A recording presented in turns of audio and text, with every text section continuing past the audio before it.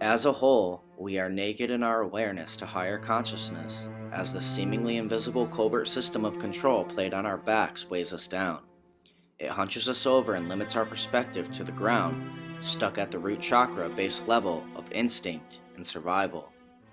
It is ingrained in us so deeply, and we are so focused on money and competing with one another over it, that we don't even question the game pinning us down in the first place and who is controlling it. The bankers, upright and fully clothed in their awareness to the mental manipulation, have a higher perspective of the game and can see everything the enslaved class is doing, making sure they are moving the pieces on the board accordingly to keep the pressure upon them. But as each of us individually wake up and understand this knowledge, then we can collectively begin to stand up and bring an end to the game.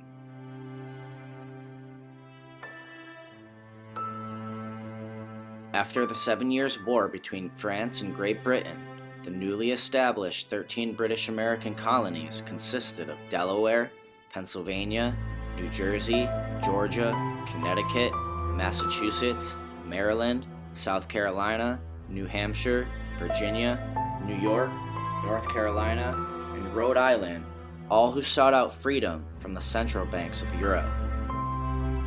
The refusal of King George III to allow the colonies to operate an honest money system, which freed the ordinary man from the clutches of the money manipulators, was probably the prime cause of the revolution. What Thomas Jefferson is referring to are the Currency Acts of 1751 and 1764, which in a nutshell prevented the colonies from issuing their own currency to pay for debts, publicly and privately. As a result, it forced them to use money from the central banks, putting them into debt and under the watchful eye of the money controllers. On top of this, tax laws like the Tea, Sugar, and Stamp Acts were imposed on the colonies. This spawned the beginning of protests like the Boston Tea Party, as the colonies argued no taxation without representation, meaning they did not have anyone in Parliament to voice for them, and yet they were still being subjected to the creation of new acts and laws. Compare this to the US government and the US Federal Reserve perpetual debt system we have today, not to mention the fact that we cannot really say that we own anything, as we are forced to pay tax on the things that we own, including the land, houses, and the food that we buy.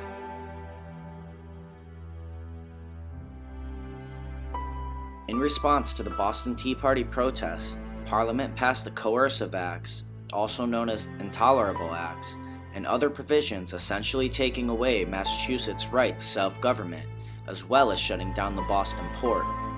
It is then that Massachusetts, along with the other 12 colonies, formed the First Continental Congress and set up shadow governments to begin planning resistance from the tyranny of Great Britain.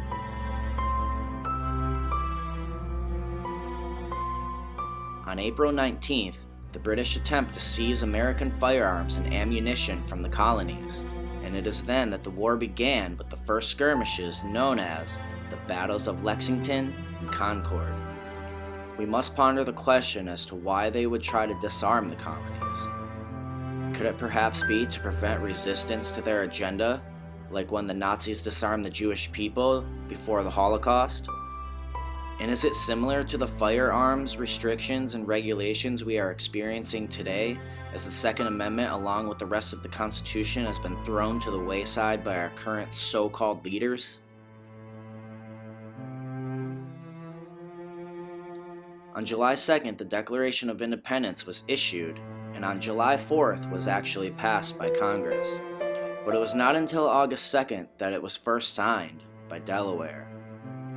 There is a reason that this document was written by our founding fathers, and maybe is something we should re-examine today, given our current state. I believe that banking institutions are more dangerous to our liberties than standing armies.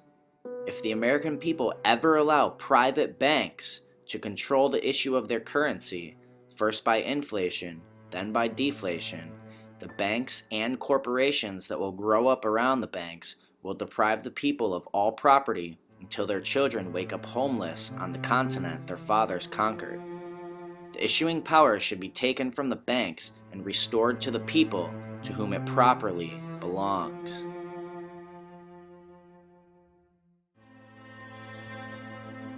With support from both France and Spain, the colonies would claim their independence as the United States of America as the war officially ended with the Treaty of Paris. This event in history is so crucial to understand because today, being an American has become a false sense of freedom fueled by nationalism, a false sense of pride without questioning and realizing that we're back full circle in the same position today with the U.S. Federal Reserve as the 13 colonies were in the late 1700s with Great Britain and European central banks. So on the 4th of July and Election Day, disillusioned people celebrate and perpetuate the enslavement of our species to the money controllers under the impression that there is freedom, and that freedom is our supposed ability to be able to vote. That is the illusion of free choice. We are under mental slavery and manipulation, and the chains binding us are the carefully crafted and accepted concept of money.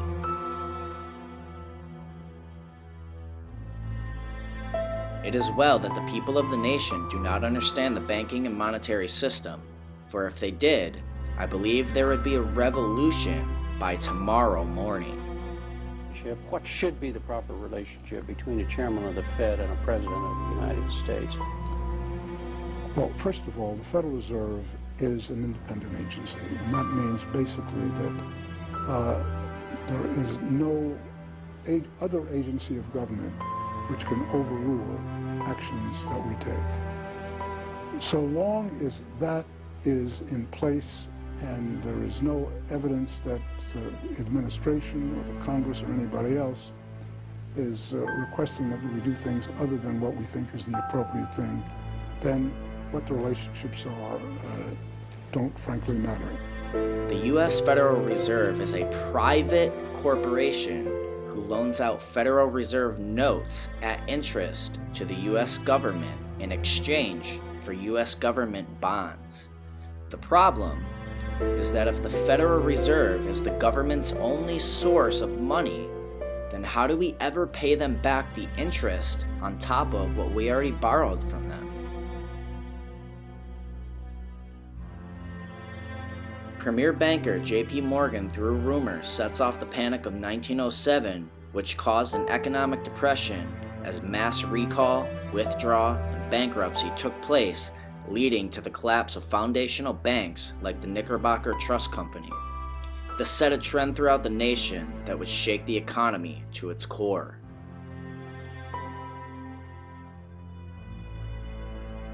On May 27th, in response to the 1907 crash, the Aldrich-Vreeland Act was passed, which established the National Monetary Committee, a team of financial experts headed by Senator Nelson Aldrich to travel to European capitals to study their monetary system. It is from the intel gathered from these trips that form the basis of our current financial system.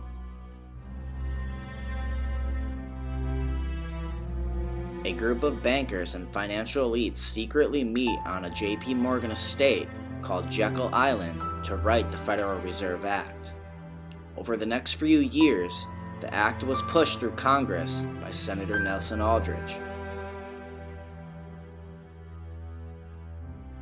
On December 23rd, with heavy financial campaign support, President Woodrow Wilson regretfully signed the Federal Reserve Act while most of Congress was on vacation for the holidays.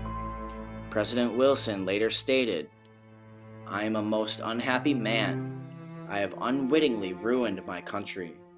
A great industrial nation is controlled by its system of credit.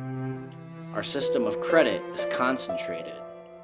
The growth of the nation, therefore, and all of our activities are in the hands of a few men. We have come to be one of the worst ruled, one of the most completely controlled and dominated governments in the civilized world. No longer a government by free opinion, no longer a government by conviction and the vote of the majority, but a government by the opinion and duress of a small group of dominant men."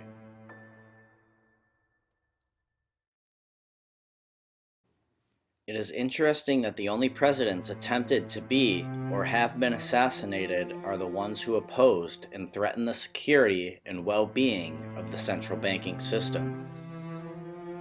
7th President of the United States, Andrew Jackson, may have been the only successful foe to the central banking system in a feud known as the Bank Wars. During the 1832 elections, the recharter of the Second Bank of the United States was the main issue of the debate.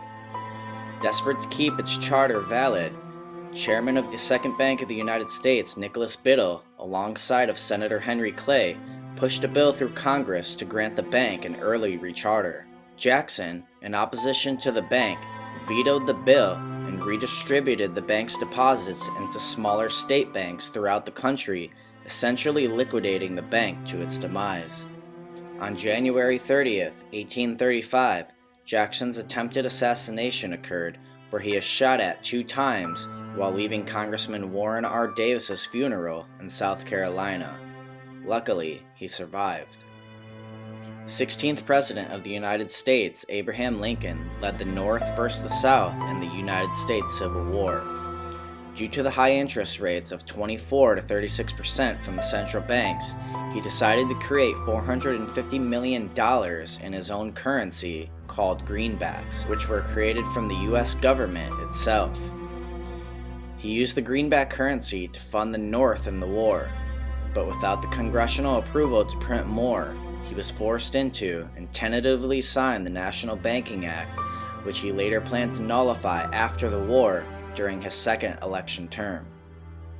Fearing the removal of the National Banking Act and the idea of greenback currency coming back into fruition, he was assassinated on April 14, 1865, 41 days after his second election term. 35th President of the United States, John F. Kennedy, issued Executive Order 11110, which allocated the United States Treasury to print out money known as silver certificates on its own accord that was backed by silver. This threatened the Federal Reserve because it would mean that the government would no longer be in debt to them from borrowing money at interest. Instead, a sound currency backed by silver would be in circulation. He was assassinated November 22, 1963. If not yet convinced of the enslavement we are in, let's look at Mark Passio's work as he breaks down the etymology of the word government. Government literally means mind control. Govern from the Latin verb gubernare, meaning to control, and ment from the Latin noun mens or mente, meaning mind. When you put them together, you have to control mind or mind control. It can be interesting tracing back the words of the very system we use today. But what of the very system itself? The first forms of government and first forms of money trace back to the Sumerians, dating back to 3800 BC. They are known for having many firsts in civilization to include agriculture, architecture, mathematics, and astronomy. The list most importantly includes government hierarchical systems as well as the use of currency and money. The thing is that they attributed all their knowledge to the gods.